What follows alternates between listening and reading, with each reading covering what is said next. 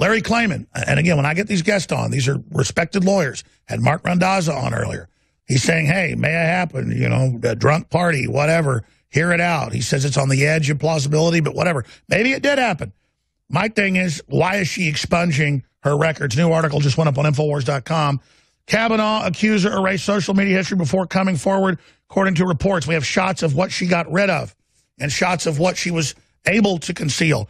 So will any of this get called? What's really happening? Larry Klayman, thanks for joining us. Good to see you, comrade. Good to see you, Alex. It's getting crazy. Yeah, no, it's insane. And, of course, all of this looks very contrived at the last minute. 36 years old, as you pointed out. But you and I know very well the Republican Party in Washington, D.C., the establishment. And they usually run for the exits in situations like this. And that's what makes this so uncertain, because now there's calls to bring this woman in front of Congress, in front of the Senate Judiciary Committee. It's going to be another dog and pony show. The allegations, however suspect, are worse than with regard to Clarence Thomas years ago. By the way, I love Clarence Thomas, as I do you. He stands for principle.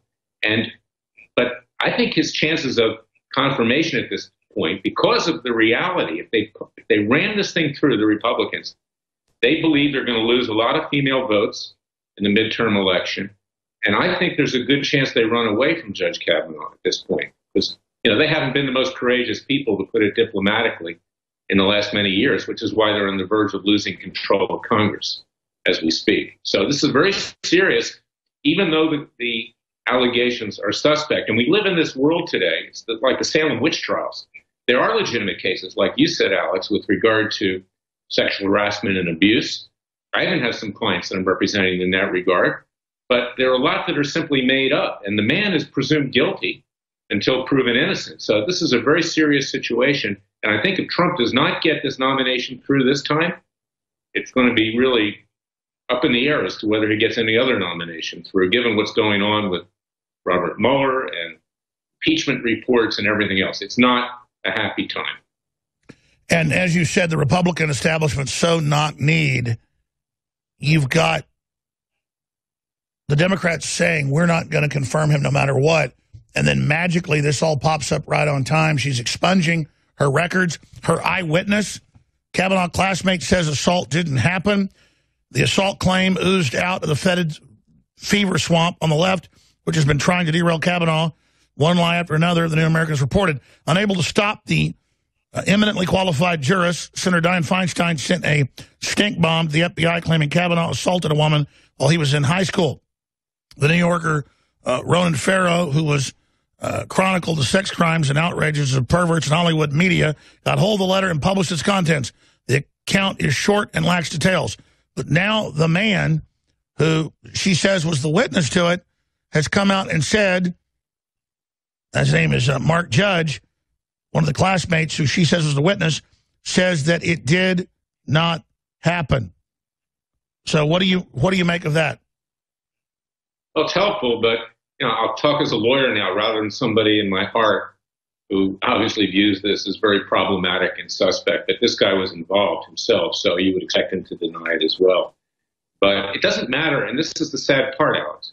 Truth doesn't matter anymore.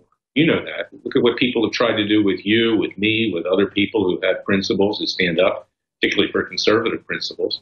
And that's what's happening to Kavanaugh at this point in time. And now you've got Jeff Flake, the outgoing senator from Arizona, calling for hearings, testimony under oath. You got Susan Collins, who's wavering. You even have Kellyanne Conway in the White House, to some extent, giving support to the woman in statements this morning.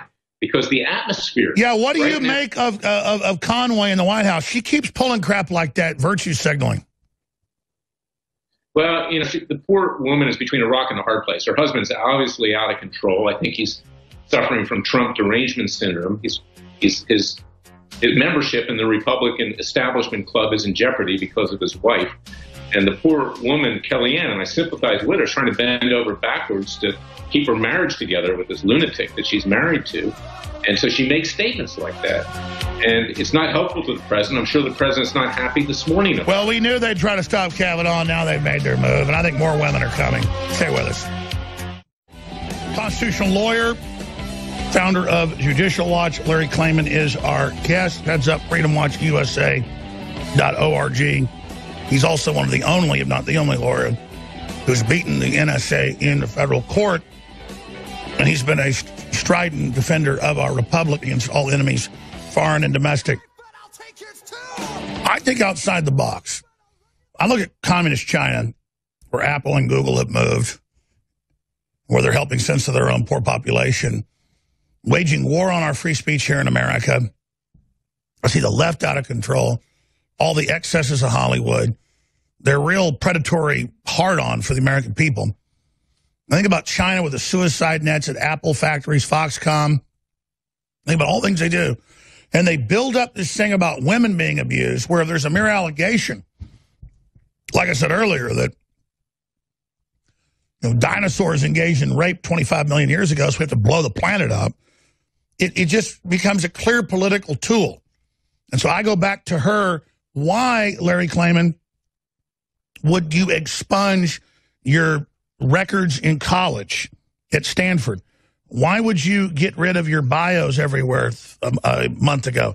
Why would you get rid of all your social media? Why would you delete it all?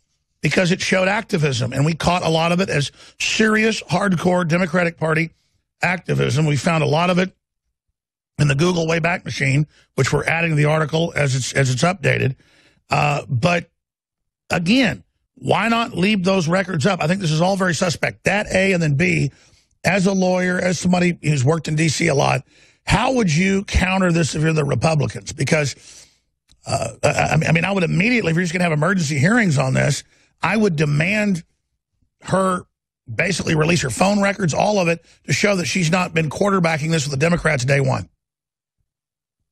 Alex, to back up a little bit here, and this is the reality that we live in, as we talk about the cowardness of the Republican Party. But what I would do right immediately up front is to have Kavanaugh take a polygraph examination and let that become public with a reputable FBI polygraph examiner, retired, and have her do the same thing. And polygraphs are fairly accurate. So at least that's one piece of evidence that we could have that would clear this whole thing up. But the Democrats, obviously, this is orchestrated. They were planning it. They hoped to knock Kavanaugh out before. They realized they weren't able to do that, so they were holding this back as their ace in the hole. And it's a very powerful ace in the hole, given the current climate, which is like the Salem witch trials out there, where men are presumed guilty until proven innocent. And again, there are Harvey Weinsteins and there are others who deserve what they got. But in this day and age, a man has little to no rights, and they know that. And they know that this matter is going to scare the heck out of the Republicans, who are going to run exit stage left, no pun intended, given everything going on with social media. And they have a good shot of having this nomination withdrawn because it's going to affect the vote on November 6th in the midterm elections. There are a lot of women out there that are going to be watching this very carefully. And with the highly charged atmosphere we live in today, I'd say the Republicans are in the deep you-know-what, frankly. And the Democrats have outfoxed them yet again. I don't think they're going to stand on principle. I don't think they're going to vote Kavanaugh through without, something more that they can hang on to. And that's why I say both parties should take polygraph tests right now and make it public. That's a good point. And we know why they're getting rid of her record. Kavanaugh Accuser, we now learned, donated Hillary Clinton 10 times, 60-plus liberal groups. I mean, this woman, and you can see Roger Stone, they're reporting on one of these shows, if you're watching on TV, they absolutely donated the kitchen sink. That is amazing. Well, yes, and look where she comes from, Northern California. That's to the left of Beijing, China, currently, today. And we know what you've gone through with Google, YouTube. I go through it as well. I brought a class action suit for Freedom Watch. You can see it at freedomwatchusa.org against Google, YouTube, Facebook, Twitter, Apple, Instagram for restraint of trade. The leftist CEOs of these companies want to squeeze any kind of conservative thought, media, or advocacy out of the public discourse because their goal is a leftist takeover of this country.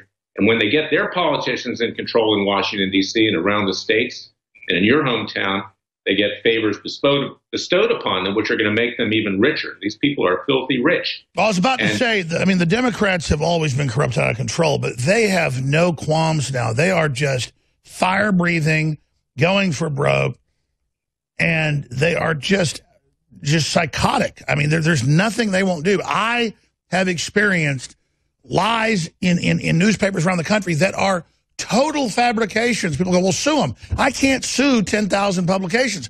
They just don't care, too. They're crazed maniacs funded by big foreign banks, funded by the Saudis, funded by George Soros, funded by the EU, and they just don't care. They're just going crazy.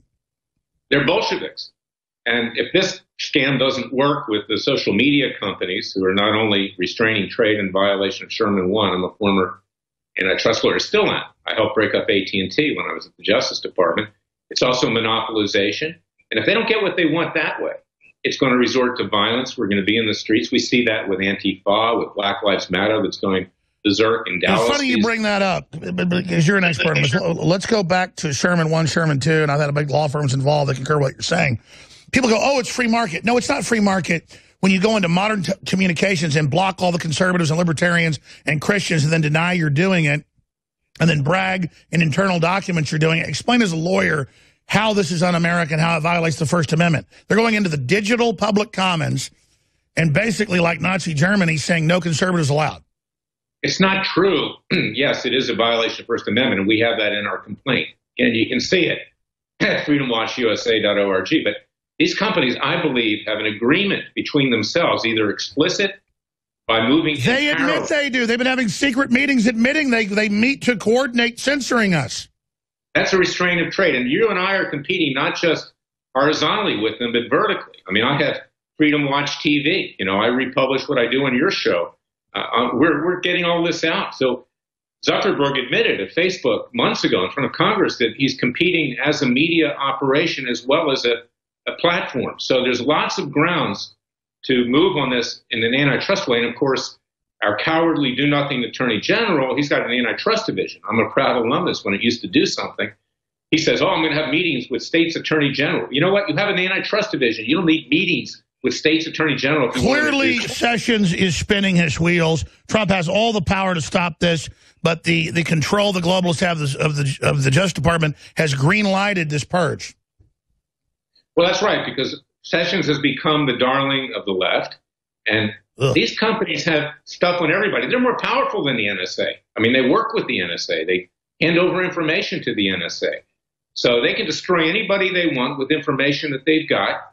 And, of course, Mueller has subpoenaed a lot of it, you know, from these companies. And the politicians in Washington are scared to death of taking them on.